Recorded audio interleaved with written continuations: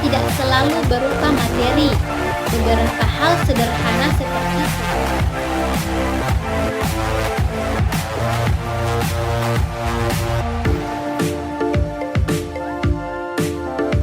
Assalamualaikum warahmatullahi wabarakatuh.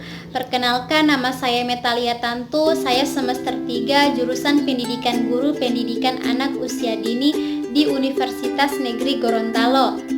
Baiklah, saya ditugaskan membuat video ini untuk menjelaskan materi yang saya ambil, yaitu bagaimana meningkatkan motivasi belajar anak dari mata kuliah, media, dan sumber belajar. Dosen pengampu Pak Nunung Suryana Jamin SE MSI. Oke, langsung saja, bagaimana sih meningkatkan motivasi belajar anak? Yang pertama, ajak anak bicara dari hati ke hati.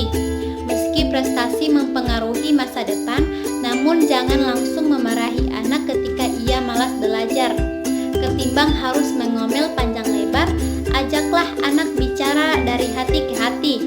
Tanyakan pada anak dengan sikap lemah lembut apa saja kesulitan yang sedang ia hadapi. Setelah itu, barulah Anda memberikan masukan pada anak bagaimana cara menghadapi dan mengatasi kesulitannya. Ingat, mengkritik kesalahan atau kekurangan anak justru akan membuat anak merasa dirinya buruk. Semakin dimarahi, anak semakin tidak akan mendengarkan Anda. Sebaliknya, berilah anak semangat agar ia lebih percaya pada kemampuannya sendiri dan tentunya akan memotivasi anak untuk belajar lebih baik tanpa merasa tertekan. Yang kedua, berikan ia hadiah. Siapa yang tak suka diberikan hadiah oleh orang-orang yang tersayang? Entah itu orang dewasa maupun anak-anak, pasti sangat senang sekali jika diberikan hadiah.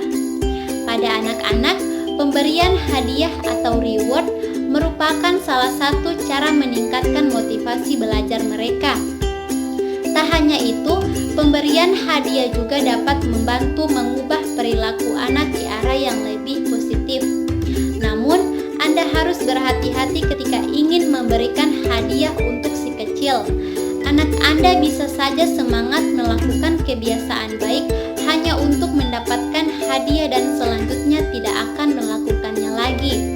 Supaya tidak terjadi hal tersebut, Anda harus selektif ketika ingin memberikan hadiah pada anak.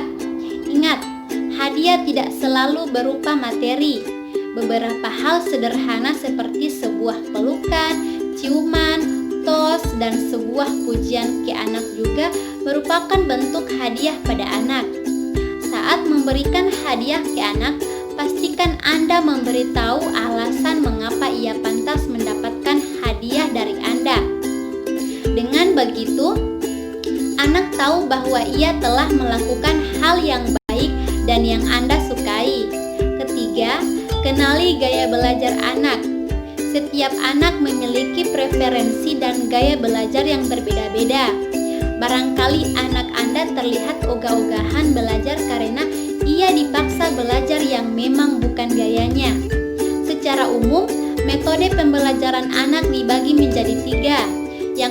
Yang pertama, auditori atau pendengaran.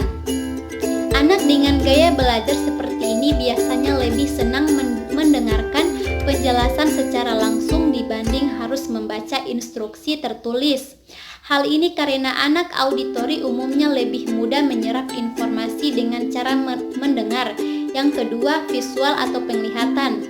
Anak dengan gaya belajar seperti ini biasanya lebih mudah mengingat sesuatu dengan cara melihat gambar, foto, dan ilustrasi. Anak visual cenderung kesulitan jika harus menyampaikan informasi secara verbal kepada orang lain. Yang terakhir, yang ketiga, kinestetik atau gerakan. Anak dengan gaya belajar kinestetik sangat aktif bergerak ke sana dan kemari. Tak heran ketika belajar ia sering tidak bisa diam duduk di kelas dalam waktu yang lama. Anak dengan gaya belajar seperti ini biasanya lebih banyak menggunakan bahasa tubuh untuk menjelaskan sesuatu. Contohnya seperti menari, bermain peran, dan musik. Serta olahraga merupakan hal-hal yang sangat digemari anak kinestetik. Jadi anak yang memiliki gaya belajar visual akan kesulitan ketika diminta bisa belajar dengan menggunakan metode auditori. Begitu juga sebaliknya, anak dengan metode belajar auditori umumnya akan kesulitan ketika menyerap informasi hanya dari melihat simbol. Oleh karena itu, agar anak lebih termotivasi untuk belajar, Anda juga perlu tahu gaya belajar yang memang disukai anak. Hal tersebut tidak hanya membantu anak belajar lebih efektif, tapi juga membantu mengoptimalkan kecerdasannya kelak. Yang keempat, fokus pada minat anak. Ketika proses belajar melibatkan pada hal-hal yang memang diminati anak, maka anak pun akan merasa senang saat menjalaninya. Nah, oleh karena itu, apabila Anda ingin membantu mengoptimalkan proses belajar anak, maka doronglah mereka untuk mengeksplorasi topik dan mata pelajaran yang memang disukainya. Jadi, jangan beri tekanan pada anak bahwa ia harus dapat nilai bagus di pelajaran yang memang tidak dikuasainya. Sebagai contoh, jika anak tertarik pada mata pelajaran seni lukis dan musik, Anda bisa membelikannya seperangkat alat lukis atau alat musik. Setelah itu, tantang anak untuk membuat lukisan atau memainkan alat musik tersebut di depan Anda. Bila perlu, Anda bisa memanggil guru les privat untuk membantu mengembangkan minat si kecil. Yang terakhir, yang kelima, ajak anak untuk banyak membaca. Membaca merupakan kunci keberhasilan dalam belajar. Bahkan berbagai penelitian menemukan bahwa membaca tidak hanya membantu anak dalam mengembangkan kosakata yang lebih banyak, tetapi juga memberikan pengaruh positif pada otak anak. Ya, membaca dapat membantu meningkatkan fungsi kognitif otak untuk berpikir dan menajamkan kemampuan mengingat. Karena anak cenderung akan meniru apa yang dilakukan orang tuanya. Maka, berikan contoh bahwa Anda juga suka membaca buku. Biasakan untuk membuat sesi membaca setidaknya 1 jam dalam 1 hari. Hal ini secara tidak langsung membuat anak beranggapan bahwa membaca adalah kegiatan yang penting untuk dilakukan, sehingga lama-lama ia akan terbiasa dan akhirnya membaca sendiri tanpa harus disuruh lagi.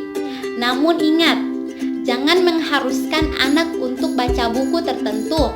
Sebaliknya, biarkan mereka memilih sendiri buku atau materi bacaan yang akan mereka baca. Dengan begitu, anak lebih semangat untuk melakukannya sendiri. Jika sejak dini anak sudah dibiasakan membaca, maka ia tidak akan merasa kesulitan ketika diminta membaca buku pelajaran di sekolah.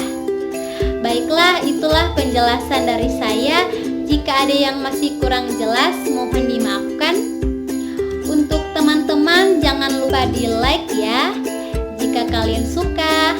Sekian dari saya. Wassalamualaikum warahmatullahi wabarakatuh.